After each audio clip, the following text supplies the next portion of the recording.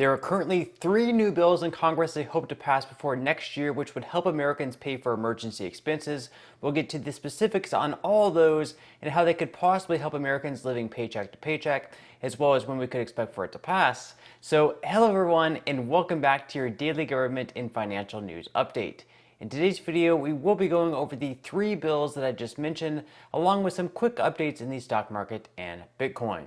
Now, as always, I am definitely interested in hearing your thoughts on everything, and I wanted to quickly thank everyone for giving my videos likes and sharing them, as that certainly helps push these videos out to other people like you. Okay, so inflation over the last year and a half has been hitting all Americans especially hard, whether it's workers trying to make ends meet or those receiving Social Security, many of who actually needed to re-enter the workforce to supplement their fixed income. So in a recent study by Moody's Analytics, they found that U.S. households are now spending an extra $433 per month, or $5,196 per year, just to buy the exact same goods and services that they usually do.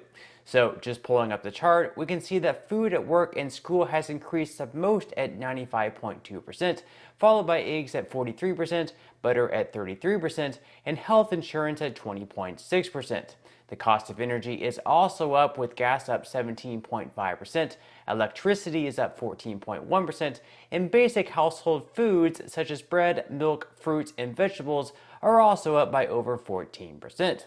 For those still in the workforce, they have seen some wage increases, they have gotten some raises at work, which of course is a good thing, but just not enough to keep up with inflation. So even though some people may have received a 5 to 6% raise over the last year at work, they've actually seen net wage decreases simply because the rate of inflation has actually been higher than the rate of their wage increases. So essentially, people are spending more but receiving less. And don't even get me started on Social Security beneficiaries who haven't received a wage increase all year long since the start of this year at least, and they won't receive any type of adjustment in their pay until next year, which will at the very least be the largest increase that they've seen in 40 years. But in a time of high inflation and living paycheck to paycheck, many Americans are finding it difficult to put extra money aside in what's known as an emergency fund, a savings account used solely to pay for emergency expenses. These might include something like paying for unexpected car repairs, medical bills, or any other type of unplanned bill. Now, thankfully, members of Congress on both sides of the aisle, both Republicans and Democrats, are looking to do something about this, and there are currently 3 emergency savings proposals included in a package called Secure 2.0, which will be building off the Secure Act passed back in 2019. So in an open letter to the leaders in Congress, the Bipartisan Policy Center wrote, "As you are keenly aware, American households face widespread financial insecurity, with the lack of short-term emergency savings a particularly urgent issue. The rising cost of goods and services has only made the problem more acute and increased the need for tools to help people save for emergencies. Even before the pandemic, 40% of Americans reported that they would struggle to afford a $400 unexpected emergency expense. Today, 1 in 4 households say they have no emergency savings, a figure that is nearly double for those making less than $50,000 a year. A lack of emergency savings affects workers and their families' well-being and diminishes economic productivity, inflicting harm on our communities and economy. Research consistently shows that access to emergency savings enhances financial wellness and protects retirement savings by buffering against early withdrawals. During the height of the pandemic, households with at least $1,000 in emergency savings were half as likely as their otherwise similar counterparts to withdraw from their employer-provided retirement savings accounts." So they're basically calling on Congress to pass these pieces of legislation, and many believe that these could actually be wrapped up in part of the government spending bill that will need to be passed before the end of next year. So in one of the proposals, companies would be able to automatically enroll their employees in an emergency savings account at 3% of pay, which could then be accessed at least once per month. From there, workers would be able to save up to $2,500 in that particular account, and excess contributions would then automatically go to a linked 401k plan at the company. So basically, you might have 3% of your pay, or $3 for every $100 that you earn, going into a 401k, and then another 3% then at that point going into an emergency savings account, which then could be accessed at least once per month. If you could then build it up to the full $2,500, you would obviously be much better prepared for any type of unexpected expense, say needing to make an expensive car repair. Now, in another proposal, workers would be able to withdraw up to $1,000 from their 401ks or IRA account to cover an emergency expense, which normally forces people to pay a 10% tax penalty if they're under the age of 59 and a half, but in this case, they would not be penalized. The problem with this approach would be that people would be taking money out of their retirement accounts to fund expenses for today, which would really just end up hurting them more later down the road. Other bipartisan proposals include increasing access to the Savers Credit, which gives tax credits when you make contributions to your IRA or employee-sponsored retirement plan, letting part-time workers qualify for their company's 401k plan after they booked at least 500 hours a year for 2 years instead of 3 years, and also making it easier for employers to make contributions to 401k plans on behalf of employees who are instead paying for student loans instead of saving for retirement.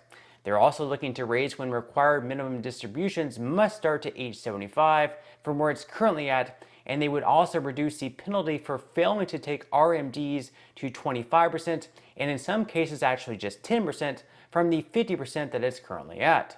Now, all these proposals could certainly help. We never know. It could help. It may not be the perfect solution. But of bigger importance, of course, will be to finally get the inflation under control and get our economy back in a healthy state. So in a recent report, 66% of American workers were shown to be worse off financially than a year ago. This is a very, very bad number, which again really isn't too surprising considering the higher cost of living, and a lot of people who weren't living paycheck to paycheck before are now being squeezed more than ever to pay the bills. So I am curious, of course, what all of you guys think about these bills. Is there anything that you would like to see added to help Americans struggling to keep up with the higher cost of living?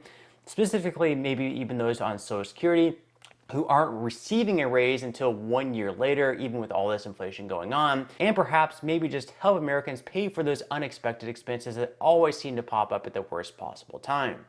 Now, one of the other big financial killers for Americans over the last year has been in their 401ks and retirement accounts, which I hope many of you haven't really been watching all that closely this year, because since around January 12th, things really started to head south. So if you had any amount of money in any type of retirement account or invested in general, you likely would have lost a good amount of money this year unless you invested in a few select companies that actually surprisingly have seen gains. One of these include VICI Properties, a real estate investment trust that specializes in casino properties where the stock has actually been up by over 11% since the start of the year. If you decided to invest in otherwise popular companies like Netflix, you would have lost around 52% this year. Meta, otherwise known as Facebook, has been down by over 67%, and Google has been down by nearly 33%. Like I said, there's really not been too many places that you could have put your money and not lost a substantial amount. Now, I'm not a financial advisor, of course, and would always recommend people to seek a professional rather than take advice from YouTubers. But in general, what I like to do is put money in what's known as an index fund or an ETF, which basically is comprised of multiple companies and often tracks the S&P 500. That way, you don't have all of your eggs in one single basket. You don't have all your money in Netflix. You don't have all your money in Google or Apple or one single company. That way, if that company crashes and burns, you don't lose all your money. Rather, you would be invested in hundreds of companies at once. So you might have your money in Google, you might have your money in Netflix, all these companies, hundreds of companies that you would have your money in. That way, if one crashes and burns, that would be offset by the other companies who might be incredibly successful. And that way, you would be a whole lot safer. So if you invested in an ETF like VU, for example, you would have lost around 15.81% this year, but that obviously would have been much better than losing, say, 33% had you been invested in Google. On the flip side of things, some stocks do have higher upside, and so the stock price of Google has appreciated at a much faster rate than VU has over the last 5 years. So if you've been invested in Google over the last 5 years, you would have made a lot more money than, say, if you had been invested in VOO. So long-term investing is the way to go. The prices of stocks have been down this year, but over the, say, a period of 5, 10, 15, or 20 years, you're going to make a lot more money, at least historically speaking. Now, thankfully, since the start of October, things have been looking up just a little bit, and the S&P S&P 500 has actually risen by over 9% since then, so investors really hope that we can finish the year off strong and get back into the green for next year in 2023. Now, so far today, futures really aren't looking all that bright though, with Dow futures currently down by 0.53%, S&P 500 futures are in the red by 0.81%, and Nasdaq futures are also down as well, in the red by 0.96%. Now, over the last day, Bitcoin has looked pretty shaky as well, falling by just over 2%, and is currently sitting in the low 16,000s. Now, with that said, if you would like to receive up to 12 free stocks and $5 worth of Bitcoin, in the comment section below, I will be leaving a link where you can receive just that from my partner in Webull. And even if you don't feel like investing at this time for whatever reason, maybe you see the market going down, you just don't feel comfortable investing at this point in time, I totally understand. Once you receive those free stocks, what you can always do instead of investing is to just simply sell them for what they're worth and then transfer that money right back to your bank account. So in total, you should be receiving a value of at least $50 or more. Now, some people have actually received over $3,000 in the past, so you can receive a lot of money here if you are lucky with those free stocks. And really, you can think of that as just some free extra money with just a few minutes of work. But on that note, I'm going to go ahead and wrap up this video. If you enjoyed the content in today's video and you would like to see more like it, make sure to give this video a like, subscribe to my channel, and also ring the notification bell. That way you will be the very first to be notified when I do release future videos. And until next time, I hope you have a wonderful day ahead, and I'll see you in the next video.